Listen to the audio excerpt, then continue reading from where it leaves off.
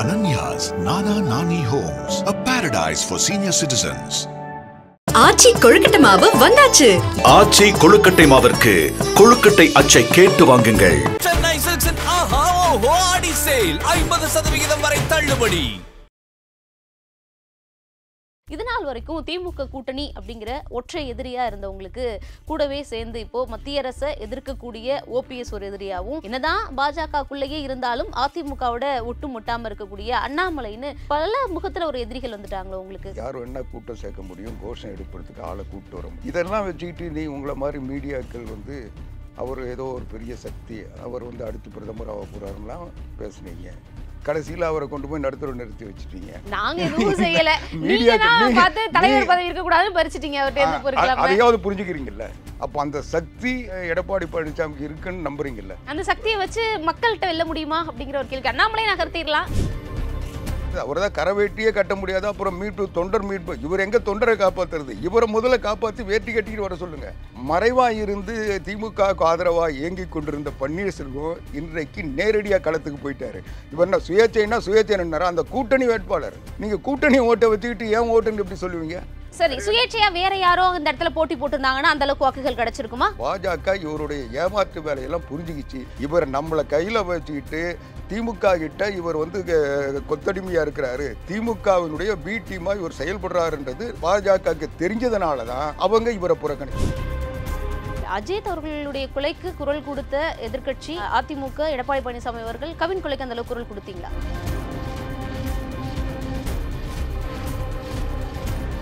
வணக்கம். இன்று நிகழ்ச்சியில் நம்முடன் இணைந்திருப்பவர் அதிமுக செய்தி தொடர்பாளர் ஆவடிக்குமார் அவர்கள். சார்கிட்ட கேட்க நிறைய கேள்விகளும் சந்தேகங்களும் இருக்கு, பேசுவோம். வணக்கம். அதிமுக உரிமை மீட்பு குழு நடத்திக்கிட்டு இருந்த ஓ பன்னீர்செல்வம் அவர்கள் சமீபத்தில் முதலமைச்சரை சந்திச்சாரு. அவருடைய உடல்நிலை குறித்தும் அவருடைய சகோதரர் மறைவு குறித்தும் விசாரிச்சதா சொல்லப்பட்டது. ஆனா அரசியல் வட்டாரத்துல இல்ல, இதை தாண்டி ஒரு அரசியல் இருக்கு அப்படின்னு சொன்னாங்க. அதுவும் குறிப்பா உங்களுடைய தரப்புல திமுகவுடைய பி டீம், திமுகவோட கூட்டணி சேர போறாரு, திமுகவிலேயே சேர போறாரு அப்படின்லாம் சொல்லப்பட்டது. அதற்கு விளக்கமா ஒரு அறிக்கையும் வெளியிட்டார். நான் திமுகவுடைய பி டீமோ கூட்டணியோ கிடையாது, 26 மீண்டும் அம்மாவுடைய ஆட்சி அமைக்கிறது தான் எங்களுடைய லட்சியம். தமிழ்நாட்டுக்கு மத்திய அரசு செஞ்சிருக்கக்கூடிய தீங்குகள் எல்லாத்தையும் எடுத்து ஒரு பரப்புரை மேற்கொள்ளணும் அப்படிங்கிறத சொல்லியிருக்காரு. இதனால் வரைக்கும் திமுக கூட்டணி அப்படிங்கிற ஒற்றை எதிரியா இருந்தவங்களுக்கு கூடவே சேர்ந்து இப்போ மத்திய அரசை எதிர்க்கக்கூடிய ஓபிஎஸ் ஒரு எதிரியாவும், என்னதான் பாஜகக்குள்ளேயே இருந்தாலும் அதிமுகவோட ஒட்டு முட்டாம இருக்கக்கூடிய அண்ணாமலைன்னு பல முகத்துல ஒரு எதிரிகள் வந்துட்டாங்களோ உங்களுக்கு. கொஞ்சம் சிரமமா இருக்கும். அண்ணாமலை யாரு? பாஜக முன்னாள் தலைவர் சார். சரி, இப்போ என்னென்ன பொதுக்குழுல ஒரு உறுப்பினர் பதவி கொடுத்திருக்காங்க. அந்த மாதிரி எவ்வளவு பேர் இருக்காங்க தமிழ்நாட்டுல? அண்ணாமலைக்கான ஒரு பவர் இருக்குல்ல சார்? நீங்க அந்த பவர் அவர் பாரதிய ஜனதா கட்சியினுடைய மாநில தலைவராக இருந்ததுனால அந்த பவர் இப்போ இல்ல. தமிழ்நாட்டுல இதுக்கு முன்னாடி இருந்த பாஜக தலைவர் தமிழிசை சவுந்தரராஜனுக்கோ ஹெச் ராஜாக்கோ பொன் ராதாகிருஷ்ணனுக்கோ இல்லாத வரவேற்பு, ஆரவாரம் இப்ப வரைக்கும் அண்ணாமலைக்கு அப்படி இருக்கு. அமித்ஷா வரப்போ அவரை தாண்டின ஆரவாரம் அண்ணாமலைக்கு இருக்கு. இல்ல, அதெல்லாம் அரசியல்ல யார் வேணா எப்போ வேணா உருவாக்க முடியும், யார் வேணா கூட்டம் சேர்க்க முடியும், கோஷம் எடுப்பதுக்கு ஆளை கூப்பிட்டு வர முடியும். இதெல்லாம் வச்சுக்கிட்டு நீ உங்களை மாதிரி மீடியாக்கள் அவர் ஏதோ ஒரு பெரிய சக்தி, அவர் அடுத்து பிரதமர் ஆக போறாருலாம் பேசுனீங்க. கடைசியில் அவரை கொண்டு போய் நடுத்தர நிறுத்தி வச்சுட்டீங்க. நாங்க எதுவும் செய்யல. நீங்க தான் பார்த்து தலைவர் பதவி இருக்க கூடாதுன்னு பறிச்சிட்டீங்க. அவர்ட்ட பொறுக்கலாம். அதையாவது புரிஞ்சுக்கிறீங்கல்ல?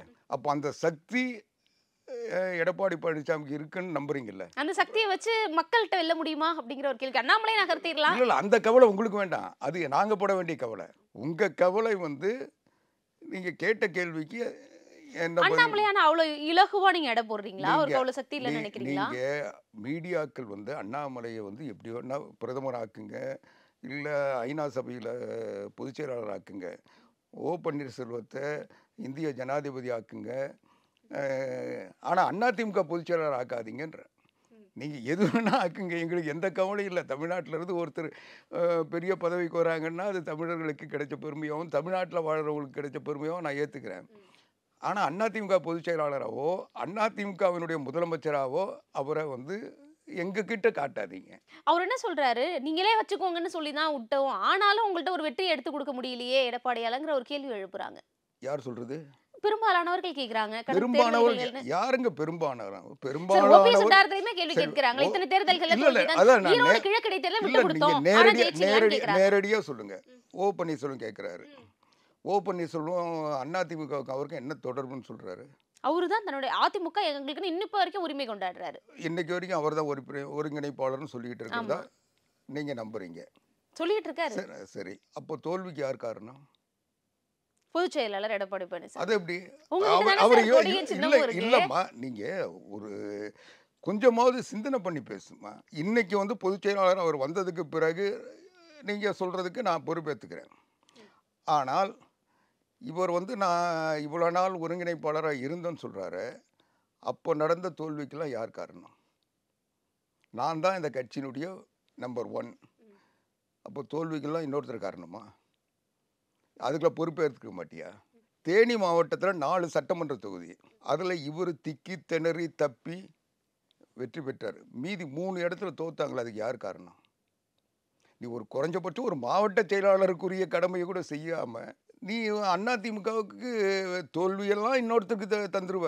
அதில் கிடைச்ச கிரெடிட்லாம் நான் தான். இல்ல சார், அப்படி சொல்லல. இல்ல, இப்போ கூட எந்த நீங்க எதை நிபந்தனையும் சொல்ல இல்லாம வர சேர்த்துக்கோங்க, நம்ம ஜெயிக்க இல்ல, வைப்போம்ன்றாரு அதிமுக. நீங்க அவர் என்ன சேர்த்துக்கிறது? அவர் தான் கரவேட்டியே கட்ட முடியாது. அப்புறம் தொண்டர் மீட்பு. இவர் எங்க தொண்டரை காப்பாத்துறது? இவரை முதல்ல காப்பாற்றி வேட்டி கட்டிட்டு வர சொல்லுங்க. அதிமுகவின் தொண்டருடைய அடிப்படை உரிமை வந்து வேஷ்டி கட்டுறது. கரை போட்ட வேஷ்டி கட்டிட்டு அதிமுகன்னு சொல்லியே கெத்தா திரிஞ்சிட்டு இருப்பாங்க. அதையே சொல்ல முடியாத, காரில் கொடி போட முடியாத, இன்னைக்கு சன்னியாசி மாதிரி அலைஞ்சிக்கிட்டு இருக்க. எந்த கட்சியில் இடம் கொடுப்பாங்க? எங்கேயாவது ரோட்டில் யாராவது வாக்கிங் போவாங்களா, அவங்கள போய் வணக்கம் பண்ணிட்டு என்னை பேசுறதுக்கு நேரம் கொடுங்கன்னு கேட்குற இப்படி இதுவா முன்னாள் முதல்வர்ன்றது யாருமா? முன்னாள் அதிமுகவில் இருக்கிற வரைக்கும் தான் அவருக்கு மரியாதை. அதிமுகவை எப்போ அடிக்கணும்னு திமுகவுக்கு கைக்கூடியாக மாறினாரோ அப்போ அதோட அவர் கதை முடிஞ்சு போச்சு. எந்த அடிப்படையில சொல்றீங்க சார்? ஓ பன்னீர்செல்வம் அதிமுக அழிக்கணும் கைக்குலியானாரு. சரிம்மா, அம்மா மறைவுக்கு பிறகு அதிமுக சட்டமன்ற கட்சி தலைவராக எடப்பாடி பழனிசாமி தேர்ந்தெடுத்து நம்பிக்கை வாக்கெடுப்பு வாங்கினார். நீங்கள் மறந்துருக்க மாட்டீங்க. அப்போ யாருக்கு ஓட்டு போட்டார் இவர்? அப்போ என்ன சொன்னார்? சபாநாயகர் தனபால் ஒரு தாழ்த்தப்பட்ட சமுதாயத்திலும் மிக மிக தாழ்த்தப்பட்ட ஒரு சமுதாயத்தை சார்ந்த அருந்ததி இனத்தை சார்ந்தவர். அவரை வந்து அம்மா உயர்வுபடுத்தணுன்றதுக்காக அந்த சமுதாயம் வந்து புறக்கணிக்கப்பட்டிருக்கிறது. அவரை யாரும் மதிக்க மாட்டேன்றாங்க. முதலமைச்சரே எழுந்து நின்று மரியாதை கொடுக்கணுன்ற இடத்துல அவரை கொண்டு வந்து உட்கார வச்சு அடகு பார்த்தாங்க. இவர் என்ன எடப்பாடி பழனிசாமியை சொன்னார், இல்லை அமைச்சர்களை சொன்னார், அது வேற. சபாநாயகர் பொதுவானவர், அவர் ஒரு பெருந்தன்மையானவர், அரசியலில் கூட அதிகமாக தன்னை வெளிப்படுத்திக்காதவர். அவரை பற்றி என்ன சொன்னார்? எதிர்கட்சி தலைவர் ஸ்டாலினை கூட பேச விடலை, ஸ்டாலினை கூட மதிக்கலை, நான் சொன்னதை கேட்கலன்னு இல்லை, ஸ்டாலின் சொன்னதை கேட்கலன்னு சொன்னாரா இல்லையா? இப்போ அதிமுகவில் இருந்த ஒருத்தர் சபாநாயகரை படிப்பாங்களா? அன்னைக்கு ஸ்டாலின் கூட சேர்ந்து ஓட்டு போட்டாரா இல்லை? இவர் போட்டது இல்லாமல் கூட ஒரு 10 பேரை கூட கூட்டு போனார் இல்லை? அன்னைக்கு இந்த ஆட்சி வெற்றி வாய்ப்பை இழந்திருந்தால், அன்னைக்கு எடப்பாடி பழனிசாமி இந்த ஆட்சியை காப்பாற்றாமல் இருந்தார், இவர் துணை முதலமைச்சர் ஆகியிருப்பாரா? இந்த கட்சி தொடர்ந்து இன்னைக்கு பேசுகிற இடத்துக்கு வந்திருக்குமா? இன்னைக்கு தொண்டர்கள் வேட்டி கட்டிக்கிட்டு வெளியே நடமாடுகின்ற நிலை இருந்திருக்குமா? அப்போ யார் கட்சியை காப்பாத்தினாங்க, யார் கட்சியை காட்டி கொடுத்தாங்க? நீங்க கேட்ட கேள்விக்கு அதுதான் பதில். அவங்க என்ன சொல்றாங்கன்னா, இப்போ 2026 தேர்தல் வருது, நமக்கு திமுகவை ஆட்சியிலிருந்து அகற்றணும், அதுதான் வந்து ஒரே நோக்கம். அப்போ டிடிவி தினகரன், ஓபிஎஸ், என்டிஏ கூட்டணியில இருந்தவங்க எல்லாரையும் ஆக்குப்பை பண்ணிக்கிட்டு திமுக ஆட்சியிலிருந்து அகற்ற வேண்டியதானே, ஏன் வந்து இவ்வளோ இதுவா இருக்காருன்னு கேட்கிறாரு. இவர்கிட்ட ஆலோசனை சொல்லி அல்லது இவர் வடை நடத்தி எங்களை கொண்டு வந்து நடத்துற விட்டது போதும். நாங்கள் தான் நீயே தேவையில்லைன்னு அதிமுகவினுடைய பொதுக்குழுவில் தீர்மானம் நிறைவேற்றி ஒன்று அகற்றியாச்சு. நீதிமன்றத்தில் வந்து வேட்டி கட்டையும் கொடி பயன்படுத்த முடியாத நிலைக்கு நீ போயிட்ட. ஒருமையில பேச வேணாம் சார். அவர் வந்து இந்த கட்சிக்கு தொடர்பில்லாதவர் என்று நீதிமன்றத்தால் ஏற்கப்பட்டவர். அப்படிப்பட்ட நிலையில் இவர் யார் கூட போனா என்ன, யார் கூட வந்தா எங்களுக்கு என்ன? இவர் தான் நான் காலில் அவங்க ஆளுங்கள்லாம் கேட்டு பார்த்தாங்க, காலில் விடுறேன் கையில் விடுறேன்ட்டு. நாங்கள் தான் நீ எதில் விழுந்தாலும் சரி, பன்னீர்செல்வத்தை மறுபடியும் இங்கே சேர்க்குற எண்ணம் அதிமுகவில் எந்த தொண்டனுக்கும் இல்லை. அதை கூட இருக்கிற ஒரு சிலர் திசை தெரியாமல் போயிருக்காங்க, அவங்க வந்தால் சேர்த்துக்கிட்டு இருப்பாங்க. இன்றைக்கும் பாதி பேர் வந்துட்டாங்க. இன்னும் இருக்கிறவங்கள அதை சேர்த்துப்போம். அதிமுகவினுடைய தொண்டர்கள் நிச்சயமாக அதிமுகவில் சேர்க்கப்படுவார்கள். எடப்பாடி பழனிசாமி அவர்கள் அதில் உறுதியாக இருக்கிறார். அதிமுகவை சார்ந்தும் அம்மாவை நம்பி வந்தவர்கள், அம்மாவுக்காக உடைத்தவர்கள் யாராக இருந்தாலும் அவங்களுக்கு உரிய மரியாதையும் சிறப்பும் கண்டிப்பாக அதிமுகவில் தருவார், தந்துக்கிட்டு இருக்காரு. அதெல்லாம் ஓபிஎஸ் செஞ்சது இல்லையா? நீங்க சொன்னது ஓபிஎஸ் எதையும் செய்யலம்மா. அவர் செஞ்சதை விட இந்த கட்சிக்கு துரோகம் செஞ்சது, திமுகவை பலப்படுத்துவதற்காக திமுகவினுடைய பி டீமாக இருந்து அதிமுகவை ஒவ்வொரு கட்டத்திலையும் இயங்க விடாமல் தடுத்துட்டு இருந்திருக்காரு. இன்னைக்கு அதிமுகவினுடைய பொதுச் செயலாளர் புரட்சி தமிழர் எடப்பாடியார் இன்னைக்கு தமிழ்நாடு முழுவதும் சுற்றுப்பயணம் செஞ்சு ஒரு 46-47 தொகுதியை இன்னைக்கு கடந்து வந்துகிட்டு இருக்காரு. ஒவ்வொரு இடத்துலையும் மிகப்பெரிய வரவேற்பு, ஒவ்வொரு தொகுதியிலையும் ஒரு எழுச்சி மக்களிடம். அவருக்கு வந்து ஒரு நாள் சொல்லிட்டு இருந்தாங்க, இவருக்கு பொதுச் செயலாளர் ஆயிடலாம், இவர் எல்லாம் செய்யலாம், ஆனால் மக்கள் செல்வாக்கு இருக்கா கேட்டாங்க. இன்னைக்கு மக்கள் செல்வாக்கு இருக்குன்றதை நிரூபிச்சுட்டு வராரு. இந்த நிலையில் திமுக திக்குமுக்காடி போயிருக்கு. ஏற்கனவே அவங்க பலமான கூட்டணின்னு சொல்லிட்டு இருந்தாங்க. இப்போதான் அவங்களுக்கு தெரியுது நம்ம கூட்டணி பலம் இல்லை, இந்த போல ஆளுங்கள்லாம் சேர்த்து இன்னும் கூட்டணியை பலப்படுத்தணுன்ட்டு இன்றைக்கி எல்லாருக்கும் அழைப்பு கொடுத்து எல்லாருக்கும் வந்து தேவையானதை கொடுத்து கூப்பிட்டுட்டு இருக்காங்க. அது அவங்களுடைய விருப்பம். அதில் நான் அரசியல் அப்படி தான் செய்வாங்க. அதில் நான் முடிச்சிடறேம்மா. அதில் இன்றைக்கு ஏற்கனவே மறைவாக இருந்து திமுகவுக்கு ஆதரவாக இயங்கி கொண்டிருந்த பன்னீர்செல்வம் இன்றைக்கு நேரடியாக களத்துக்கு போயிட்டாரு. இப்போ போனதுக்கு பிறகு நேற்றைக்கும் இன்றைக்கும் டோன் மாறி இருக்கிறத நீங்கள் பார்த்துருப்பீங்க. அதுக்கு காரணம் என்னன்னா, பண்ருட்டி ராமச்சந்திரன் எடுத்த ஸ்டெப் வந்து விஜய் கூட சேர்ந்து எஸ்டாப்ளிஷ் பண்ணிக்கலாம் அப்படின்ற முடிவு அவர் சொல்லி அதை செஞ்சாங்க. ஆனால் இவர் எங்கேயுமே போய் சாதத்தை சமைச்சு சாப்பிட்ற தன்மை பன்னீர்செல்வத்துக்கு எப்பவுமே கிடையாது. யாராவது சமைச்சு வச்சாங்களா சாப்பிட்டு வந்து பழகப்பட்டவர். அதனால் அவர் விஜய் கூட போய் சேர்ந்து களப்பணி ஆற்றி ஒரு விஷப்பரீட்சையை சந்திக்க அவர் தயாராக இல்லை. அவருடைய மனநிலையும் அது இல்லை. அதனால திமுகவோட சேர்ந்தா ஒரு 5 சீட்டு 6 சீட்டை வாங்கிட்டு மறுபடியும் எம்எல்ஏ ஆகிட்டு அதுக்கப்புறம் வந்து ஃபைட் பண்ணலாம் இந்த கட்சியோட நினைக்கிறாரு. அதுதான் அவருடைய நிலை. இதை முடிச்சிடும். இதில் திமுகவினுடைய பங்கு என்னன்னா, எடப்பாடி பழனிசாமி அவர்களுக்கு மக்கள் ஆதரவு திரண்டு போச்சு. தென் மாவட்டங்கள் ஏதோ இவங்க சொன்ன அந்த ஜாதி அரசியலை வச்சுக்கிட்டு ஏதோ எதிர்பார்த்தாங்க, அதுவும் பொய்த்து போச்சு. இன்றைக்கு ஜாதிகளை கடந்து இன்னைக்கு மக்கள் எடப்பாடி பழனிசாமி அவர்களுக்கு ஆதரவாக திரண்டுட்டாங்கன்னு தெரிஞ்சு போச்சு. இன்னும் இந்த ஜாதியிலேருந்து எல்லாரும் புறக்கணிச்சிட்டாங்கன்னா எதிர்கட்சி துணைத் தலைவர் ஆர்பி உதயகுமார் எந்த ஜாதின்னு கேட்பாங்க, பாரதிய ஜனதா கட்சியினுடைய தலைவர் நயினார் நாகேந்திரன் எந்த ஜாதின்னு கேட்பாங்க. இதையெல்லாம் பார்க்க சொல்ல அந்த அரசியல் இனி எடுபடாதுன்னு தெரிஞ்சிட்டதுனால இப்போ என்ன திமுகவினுடைய பங்களிப்பு என்னன்னா, எப்படியாவது இவங்களுக்கு நேற்றைக்கு கூட நீங்கள் பார்த்துருந்தீங்கன்னா கழகத்தினுடைய பொதுச் செயலாளர் எடப்பாடி பழனிசாமி அவர்கள் மிக தெளிவாக கேட்குறாரு. நான் கேட்குற கேள்விக்கு பதில் சொல்கிறதுக்கு யாராவது இருக்காங்களா? முதலமைச்சரால் முடியுதா? யாராவது ஒருத்தர் பதில் சொல்கிறீங்களா? கேள்விக்கு பதில் சொல்லக்கூடிய ஒரு வக்கற்ற நிலையில் எல்லா அமைச்சரவையும் முதலமைச்சர் இருக்கிறீங்கன்னு அவர் எல்லா இடங்களையும் சொல்கிறார். நான் வந்து கேட்குறேன், மக்களுடைய உணர்வுகளை நான் எதிரொலிக்கிறேன், இதையெல்லாம் செஞ்சேன்னு சொல்லுங்கள், ஏன் பதில் சொல்ல மாட்டேன்றீங்கன்னு கேட்குறாரு. இப்போது இவங்க பதில் சொல்ல முடியாமல் இன்றைக்கி இந்த மண்குதிரையை நம்பி இவங்கள பதில் சொல்ல அனுப்புகிறதா அவங்க திட்டம் போட்டு வச்சுருக்காங்க. அதனால தான் இவர் மாநாடு நடத்துவோம், காஞ்சிபுரத்தில் நடத்துவார், மதுரையில் நடத்தின, சேலத்தில் நடத்தின, எல்லாத்தையும் நடத்தி முடிச்சிட்டாரு.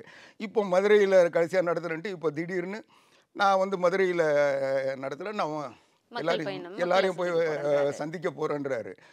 ஏன்னா வந்து திமுக பின்புலம் இருக்கிறதுனால நம்மளால் சுற்றுப்பயணம் போக முடியும்னு நினைக்கிறாரு. ஆனால் அது களத்தில் வந்தாருன்னா தான் தெரியும். அதனால் இதெல்லாம் வந்து ஏமாற்று வேலை. தொடர்ந்து பாரதிய ஜனதா கட்சி ஏமாற்றிட்டு இருந்தார்.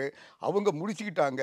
இனி அவங்க தலையில் மிளகா அரைக்க முடியாதுன்ட்டு இப்போ அவருடைய சுயரூபம் வெளியே தெரியுது. ஓபிஎஸ் அவர்கள் இப்போ வரைக்கும் நீங்கள் சொன்ன எல்லா குற்றச்சாட்டுகளுக்கும் பதில் அவருடைய அறிக்கையில் கொடுத்துட்டாரு. நான் வதந்தி தான், இது எல்லாம் எதுவுமே இல்லைன்னு சொல்லிட்டாரு. இன்னொரு பக்கம் நீ அவர் சொன்னது அறிக்கையை நம்புறேன்னு சொன்னால் அவர் பேட்டியில் சொன்னதை நம்புறியா இல்லையா?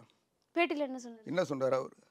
அரசியலில் எதுவும் நடக்கலான்றது மட்டும் இல்லை, நிரந்தர நண்பனும் இல்லை, எதிரி இல்லை. அதிமுகவில் எப்போவாவது திமுகவோட நிரந்தர நண்பன் யாராவது சொல்லியிருக்குமா? புரட்சி தலைவி அம்மா இருந்தால் இந்த வார்த்தையை சொல்லுவாரா? முதல்ல போய் பார்த்தே இருக்க மாட்டார். அப்போது யார் சந்தர்ப்பவாதி, யார் தடமாறி போகிறது? நீ அந்த வார்த்தையை அன்னைக்கு சொல்லலைன்னா நீ அப்போ என்ன சொல்லியிருக்கணும்? நான் இழப்பு அவருடைய உடல்நல விசாரிக்க வந்தேன், இதை தவிர எங்களுக்கு அரசியல் எதுவும் இல்லைன்னு அப்போ சொல்லியிருக்கணும்.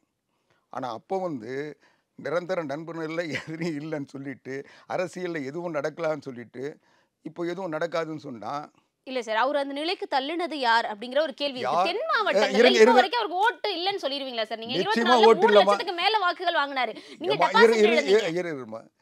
என்ன சொன்ன? ராமநாதபுரத்துல டெபாசிட் இருந்தது அதிமுக. ஆனா ஒரு 3 லட்சத்துக்கு மேல வாக்குகள் வாங்கினார். அப்ப பலம் இல்லாமலா? நாடாளுமன்ற தேர்தல் வந்து இந்தியாவினுடைய பிரதமர் யாருன்றது கேள்வி. அதை எதிர்க்கிற கட்சி இது போட்டியிட்டாங்க. இவர் என்ன சொன்னார்? நரேந்திர மோடி பிரதமராக்க எனக்கு ஓட்டு போடுங்கன்னு கேட்டார். இவர் வந்து சுயேட்சை பன்னீர்செல்வத்துக்கு ஓட்டு போடுங்கன்னு கேட்கல. ஓட்டு கேட்டது தேசிய ஜனநாயக முன்னணியினுடைய வேட்பாளர் அவர். அப்போ பிரதமராக நரேந்திர மோடி வரணுன்றதுக்காக போடப்பட்ட ஓட்டு. அந்த ஓட்டு எப்படி இவருக்கு சொந்தமாகும்? இவர் என்ன சுயேட்சைன்னா சுயேட்சை நின்னாரா? அந்த கூட்டணி வேட்பாளர். நீங்க கூட்டணி ஓட்டை வச்சுக்கிட்டு ஏன் ஓட்டுன்னு எப்படி சொல்லுவீங்க?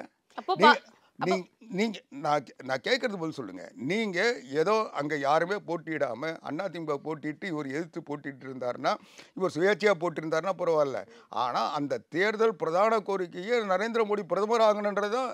சரி, சுயேட்சையா வேற யாரோ இந்த இடத்துல போட்டி போட்டிருந்தாங்கன்னா அந்த அளவுக்கு வாக்குகள் கிடைச்சிருக்குமா? அது போட்டி போட மாட்டாங்க. இவரை மாதிரி அதிமுகவில் இருக்கிற யாரும் போட்டி போட மாட்டாங்க. அப்படி போட்டாங்களா அவங்க பதவி இழந்துருவாங்க, கட்சியை விட்டு போனாங்கன்னு அர்த்தம். இல்ல, அப்ப அந்த அளவுக்கு ஒரு பலம் இருக்கு அப்படினு அவர் ஒரு சாதாரணமா எடுத்துக்குமா, இன்னைக்கு மக்கள் பிரதிநிதித்துவ சட்டப்படி அவர் வந்து அனைத்து இந்திய அண்ணா திராவிட முன்னேற்ற கழகத்தின் சட்டமன்ற உறுப்பினராக இருந்து கொண்டு ஒரு தேர்தலில் அந்த கட்சியை எதிர்த்து போட்டியிட்டாலோ, அந்த சின்னத்தில் இல்லாமல் வேற போட்டியிட்டாலோ அவர் வந்து தகுதி இழப்பு சட்டப்படி வந்துடும். இவர் எல்லா வகையிலையும் ஒரு தகுதி இழப்புக்கு உள்ளான ஒருத்தர். அவருக்கு என்ன பின்புலன்னா, திமுக ஆட்சி இருக்கு, சபாநாயகர் நம்ம கையில இருக்காரு, நடவடிக்கை எடுக்க மாட்டாங்கன்ற தைரியத்துல தான் அவர் போய் நின்னாரு. பாஜக சுதாரிச்சுக்கிச்சு, அதனால ஓபிஎஸ் வந்து இப்ப இது பண்ணிட்டாங்க அப்படின்னு சொல்றீங்க. இல்ல, பாஜக சுதாரிச்சுக்கிச்சு இல்ல, பாஜக இவருடைய ஏமாற்று வேலையெல்லாம் புரிஞ்சுக்கிச்சு. இவர் நம்மளை கையில வச்சுக்கிட்டு திமுக கிட்ட இவர் வந்து கொத்தடிமையா இருக்கிறாரு, திமுகவினுடைய பி டீமா இவர் செயல்படுறாருன்றது பாஜகவுக்கு தெரிஞ்சதுனால தான் அவங்க இவரை புறக்கணிச்சாங்க. ஆனா ஓபிஎஸ் இப்ப வரைக்கும் நயினா நாகேந்திரனை எதிர்த்து பேசுறாரு, அவ்வளோ ப்ரூஃப் காட்டுறாரு. ஆனா நயினா நாகேந்திரன் அமைதியாவே இருக்காரு. அவர் வேணுங்கிறதுனால தான் அமைதியா இருக்காரு. போன்ல வந்து பிரதமருக்கு நான் மெசேஜ் அனுப்பணும்னு காட்டவா? அந்த நம்பர் யார் நம்பர்னு உங்களுக்கு தெரியுமா? சார், ஒரு அரசியல்வாதி அரசியல்வாதி இவர் என்ன அதுல கூட அது வந்து ரெண்டாவது அவர் போனான்னு கூட தெரியாது. இல்லை, நான் சொல்றது கேட்டுக்குமா, அவர் வந்து அதில் என்ன போடுறாரு? அதிமுக ஒருங்கிணைப்பாளர் ஓ பன்னீர்செல்வம் உங்களோட பேச விரும்புகிறார், இமீடியட்டாக பேச விரும்புகிறாருன்னு சொன்னதான் அவருக்கு சொல்கிறாரு. அப்போ இவரே அதிமுக ஒருங்கிணைப்பாளர் இவர் ஃபோன்லேருந்து போட்டிருந்தாருன்னா அது இருக்குமா? சாதாரண ஜென்ரல் நீங்க ஒரு தெளிவான நெறியாளர் இல்ல. அதனால இது விவாத பொருளோ, இது என்னுடைய நான் சொல்ல வேண்டிய பதிலோ இல்லை. நயினா நாகேந்திரன் ஏன் அமைதி காக்குறாரு? அதை சொல்லுங்க. சுதாரிச்சிட்டாருன்னா இப்ப ஏன் அமைதியா இருக்காரு? பதில் நயினா நாகேந்திரன் பாரதிய ஜனதா கட்சி என்ன சொல்லுதோ அதை செஞ்சிட்டு இருக்காரு. அப்ப பாஜக வந்து ஓபிஎஸ் வேணும்னு அது எங்களுக்கு தெரியாது, அவங்க கட்சி விவகாரம். எப்படி மரியாதைக்குரிய உள்துறை அமைச்சர் அமித்ஷா அவர்கள் அதிமுக விஷயத்தில் நாங்கள் தலையிட மாட்டோம்னு சொன்னாரோ, அது போல பாரதிய ஜனதா கட்சி விஷயத்தில் நாங்கள் தலையிட மாட்டோம், நாங்கள் பதில் சொல்ல மாட்டோம். அப்ப என்டிஏ கூட்டணியில ஓபிஎஸ் வந்தா உங்களுக்கு பிரச்சனை இல்லையா? எங்களுக்கு என்டிஏ கூட்டணியில் யார் வந்தாலும் பிரச்சனை இல்லை. ஆனா அவங்கள சேர்க்கணுமா சேர்க்கக்கூடாதான்றது அனைத்து இந்திய அண்ணா திராவிட முன்னேற்ற கழகத்தினுடைய பொதுச் செயலாளர் புரட்சி தமிழர் எடப்பாடியார் தலைமையில் முடிவு செய்வோம். என்டிஏ கூட்டணியில யார் இருக்கணும்னு நீங்க தான் முடிவு பண்ணுவீங்களா? அது அமித்ஷா தான் நான் சொன்னாரு. எதுவா இருந்தாலும் எடப்பாடி பழனிசாமி அவர்கள் தலைமையில் தான் முடிவு எடுப்போம்னு சொல்லிட்டாருல்ல. நெல்லைக்கு போன ஒரு எதிர்க்கட்சி தலைவர் அங்க நடந்த ஒரு ஆணவ படுகொலை குறித்து ஏன் பேசல, அவங்கள போய் ஏன் சந்திக்கலங்கிற ஒரு கேள்வி எழுப்புறாங்க. அஜித் வீட்டுக்கு போனப்போ அந்த சிவகங்கை மாவட்டம் போனப்போ அங்க போக தெரிஞ்ச எடப்பாடி பழனிசாமி அவர்களுக்கு ஏன் நெல்லைக்கு போனப்போ அங்க போக தெரியலங்கிற ஒரு கேள்வி. நெல்லையினுடைய சூழ்நிலை வேற. நெல்லையில் இவருடைய பயணங்கள் ஏற்கனவே திட்டமிட்டதுக்கு பிறகுதான் இந்த சம்பவம் நடந்தது. அவருடைய காலையிலிருந்து அந்த ஷெட்யூல் எல்லாமே முடிஞ்சுது. அங்கே அந்த பதட்டமான சூழ்நிலை, அங்கே இதை ஒரு பதட்டத்தை, இன்னும் சொல்ல போனால் அந்த பிரச்சனையில் ஒரு தெளிவில்லாத ஒரு இடத்துல, அது ஒரு அசாதாரண சூழ்நிலையில் அங்கே போய் ஒரு சந்திக்கிறதுக்குரிய நேரமும் இல்லை, அந்த சூழலும் சரியில்லை.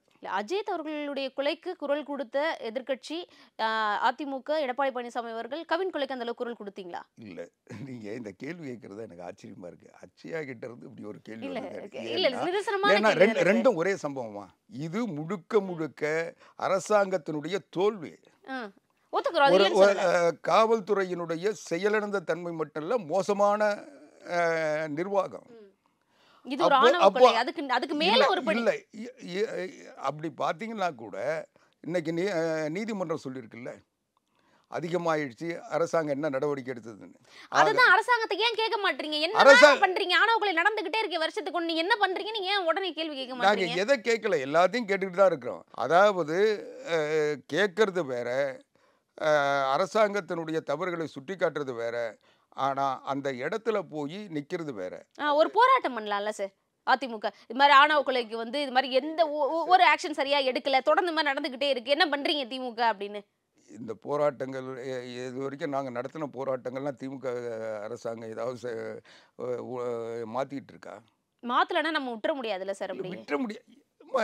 இன்றைக்கு தமிழ்நாடு முழுவதும் பொதுச் செயலாளர் எடப்பாடியார் சுற்றுப்பயணம் செஞ்சிட்டு இருக்காரு. அவர் வந்து சும்மா இருக்காரா? இன்னைக்கு கூட வந்து ஒரு போராட்டத்தை பொன்னேரியில் நடத்தினாங்க. அடுத்து இப்போ இன்றைக்கி கூட திருத்தணியில் எங்கேயோ அறிவிச்சிருக்காங்க. இப்படி தொடர்ந்து நாங்கள் இங்கே கடமையாக செஞ்சுட்ருக்கோம். நீங்கள் வந்து ஒரு சம்பவத்தை மட்டும் பெருசாக்கணும் விரும்புகிறீங்க. தமிழ்நாடு முழுக்க இருக்கின்ற சம்பவங்கள்லாம் இருமா, தமிழ்நாடு முழுவதும் இருக்கின்ற பிரச்சனைகளை டம்மியாக்க விரும்புகிறீங்க. இல்லை இல்லை, நான் என்ன சொல்கிறேன், இந்த ஆணவ கொலை அது என்ன காரணன்றது இந்த அரசினுடைய முயற்சியின்மை காரணம். இன்னும் கேட்டால் இப்படிப்பட்ட சம்பவங்கள் நடக்க சொல்ல அதனுடைய கூட்டணி கட்சி தலைவரான மரியாதைக்குரிய தொல் திருமாவளவன் என்ன சொல்கிறாரு, நீங்கள் சட்டம் ஏற்றுங்கன்னு. அதை தடுக்கிறது யார்? யார் ஏற்றாமல் இருக்கிறது? ஆக தோழமை கட்சியினுடைய வற்புறுத்தல், அவங்க போராட்டத்தை கூட அவங்க மதிக்கல. அவங்க என்ன சொல்றாங்க, அதிமுக கூட சேர்ந்து குரல் கொடுங்கன்னு சொல்றாங்க. நிச்சயமா அவங்க கூட சேர்ந்து குரல் கொடுக்கறது இல்லை. அதிமுக தன்னுடைய குரலை எங்கே எடுப்பணுமோ, எப்போ எடுப்பணுமோ, எப்படி எடுப்பணுமோ அதை எடுத்தோம். அதுக்கு வந்து இன்னொருத்தருடைய ஆலோசனை எங்களுக்கு தேவையில்லை. ஆனால் இவங்க திமுக கூட்டணியில் உட்காந்துக்கிட்டு இந்த ஆட்சியை நாங்கள் தான் தூக்கி பிடிக்கிறோம்னு சொல்லி தூக்கி பிடிச்சிக்கிட்டு அதுக்கப்புறம் அந்த அரசாங்கத்தை செய்ய வைக்க முடியலைன்னா இவங்களுடைய தலையாய பிரச்சனை இந்த அந்த கட்சியினுடைய ஜீவாதார பிரச்சனையை கூட செய்யாத ஒரு ஆட்சிக்கு எதுக்கு ஆதரவு தரீங்க? கூட்டணியில இருந்தாலும் குரல் கொடுக்கிறோம் நாங்க, எதிரில இருந்தாலும் குரல் கொடுக்க மாட்டீங்க நீங்க என்ன கேக்குறாங்க? ஏமா இது சிரிப்பா வரல? இல்ல சார், இல்லம்மா, நகைச்சுவை இல்லை. நீங்க உங்களுடைய ஜீவாதார பிரச்சனை மாதிரி இன்றைக்கு விடுதலை சிறுத்தைகள் ஒடுக்கப்பட்ட, அடக்கப்பட்ட, முடக்கப்பட்ட, சொல்றது முடியுமா? அப்படிப்பட்ட அவங்களுடைய ஜீவாதார பிரச்சனையிலேயே அவங்க வந்து வேடிக்கை பார்த்துட்டு அந்த ஆட்சி நல்ல ஆட்சின்னு சொன்னாங்கல்ல, நான் எங்க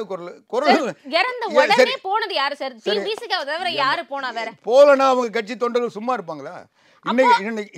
இன்னைக்கு அந்த பிரச்சனையில முழுமையாக இவங்க வந்து விடுதலை சிறுத்தைகளுடைய நடவடிக்கைகள் சரின்னு ஏத்துக்கிறேன்.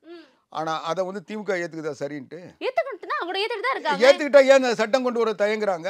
அந்த சட்டத்துக்கு நீங்களே சேர்ந்து குரல் கொடுங்கன்னு விசிக கேக்குறாங்க. அதுதான் கேக்குறேன். நீங்க உங்க கூட்டணி கட்சி உங்களுடைய கொள்கையை அவங்க ஏத்துக்காத ஆட்சி நல்ல ஆட்சின்னு எதுக்கு சொல்றீங்க? அந்த ஆட்சி மோசமான ஆட்சின்னு சொல்லுங்க, நாங்க குரல் கொடுக்குறோம், நாங்க கூட வரோம். நீங்க சனாதனத்தை வச்சிருக்க உங்களை விட இவங்க எவ்வளவு மேல்னு சொல்றாங்க. நாங்க சனாதனத்தை வச்சிருக்கோமா இல்லை மன்னராட்சி முறையை வாரிசு முறையை வச்சிருக்கோமான்றதெல்லாம் அது தனி விவாதம். அதுக்கு நான் பேச தயார். யார் சனாதனத்தை பின்பற்றுறாங்க, யார் அப்பம் பேரம் இல்லம்மா, அந்த பட்டியல் சமுதாய மக்களுடைய வாக்குகள் உங்களுக்கு வேணும் தானே? அப்ப நீங்களும் உங்களுக்கு குரல் கொடுக்கணும். பட்டியல் சமுதாய மக்கள் விடுதலை சிறுத்தைகளை விட அதிமுக நம்பி தென் மாவட்டங்களில் இருக்காங்க. இன்னைக்கு அந்த ஆதரவு களத்திலேயே நாங்கள் பார்த்துக்கிட்டு இருக்கோம். அதனால இவங்க வந்து இவங்களுடைய செயலிழந்த தன்மையை, இந்த அரசாங்கத்தினுடைய தோல்வியை, அதை வந்து இந்த அரசாங்கத்தினுடைய இன்னும் சொல்ல போனால் அந்த மக்களுக்கு எதிரான ஒரு செயலை நியாயப்படுத்துறதுக்காக, அவங்களை காப்பாத்துறதுக்காக இவங்க வந்து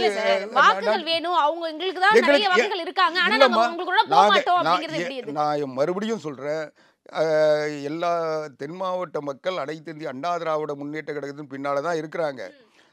அவங்க வாக்கு எங்களுக்கு வேணுன்றதுக்காக நாங்கள் எந்த குரலும் கொடுக்க தேவையில்லை. அவங்களுடைய நன்மைக்காக அவங்க எங்களுக்கு வாக்களித்தாலும் ஏற்றுக்கிட்டாலும் இல்லைனாலும் நாங்கள் குரல் கொடுப்போம். எங்களுடைய கடமை எல்லோருக்கும் செய்கிற கடமையும். இதே மாஞ்சோலை தொழிலாளர்கள் 13 பேரை தாமிரபரணி ஆற்றுல மூழ்கடிச்சு அந்த சமுதாய மக்கள் செத்தாங்களா? அப்போ போய் குரல் கொடுத்தாங்களா? அன்னைக்கு அதிமுக தான் நின்றுது. அதனால இவங்க எங்களுக்கு சொல்லித்தர வேண்டியதில்லை, எங்களுக்கு பாடம் இருக்க வேண்டியதில்லை. அந்த சமுதாய மக்கள் எங்களோட இருக்கிறாங்க, அவங்கள எப்படி கரை சேர்க்கணுன்றதுக்கு எங்களுக்கு தெரியும். அப்போ உங்களுக்கு வந்து ஓபிஎஸ்னாலேயோ இல்ல அண்ணாமலையாலேயோ எந்த விதமான பிரச்சனையும் இல்ல, உங்களுக்கு வாக்கு வங்கிங்கிறது கரெக்டா இருக்கு, நீங்க ஜெயிச்சிருவீங்க 26ல. எங்களை பொறுத்த வரைக்கும் அனைத்து இந்திய அண்ணா திராவிட முன்னேற்ற கழக பாரதிய ஜனதா கூட்டணி என்பது இன்னைக்கு தமிழ்நாட்டில் வலிமையான கூட்டணி. எங்களை வந்து இன்னைக்கு இந்த கூட்டணி மக்கள் விரும்புகின்ற கூட்டணி, மக்களோடு கலந்து விட்ட கூட்டணி. அதனால் எங்களுக்கு வந்து கூட்டணி மகா கூட்டணி. இந்த மகா கூட்டணி வந்து மக்கள் கூட்டணி. அதனால் எங்களுக்கு வந்து என்னைக்கு தேர்தல் நடத்தினாலும் எடப்பாடி பழனிசாமி அவர்கள் இந்த தமிழ்நாட்டினுடைய முதலமைச்சர்ன்றதில் எந்த ஐயமும் இல்லை.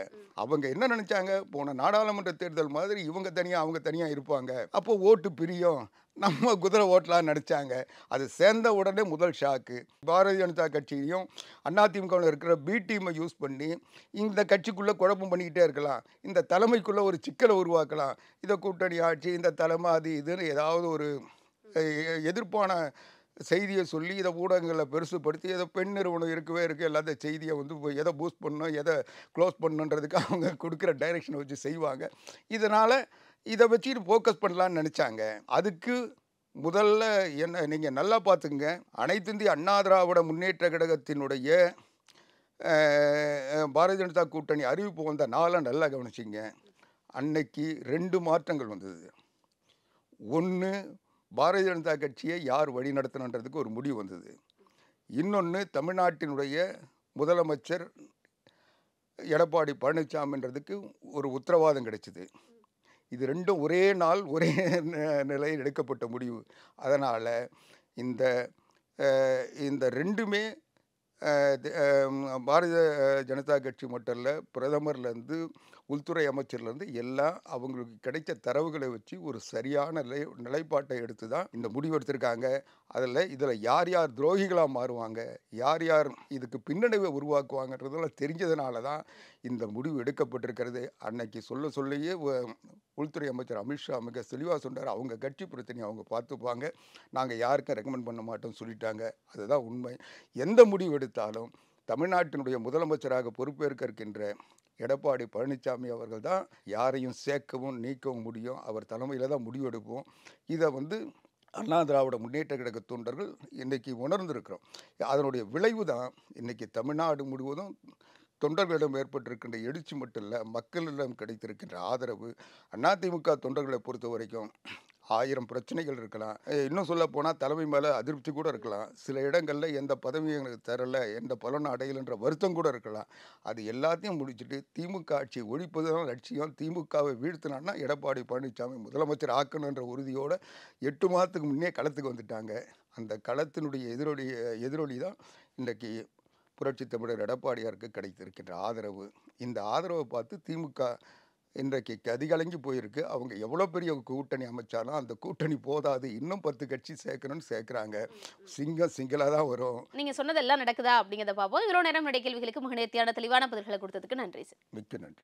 Ananya's Nana Nani Homes, a paradise for senior citizens. ஆச்சி கொழுக்கட்டை மாவு வந்தாச்சு. ஆச்சி கொழுக்கட்டை மாவிற்கு கொழுக்கட்டை அச்சை கேட்டு வாங்குங்கள். சென்னை சில்க்ஸின் ஆஹா ஓஹோ ஆடி சேல் 50% வரை தள்ளுபடி.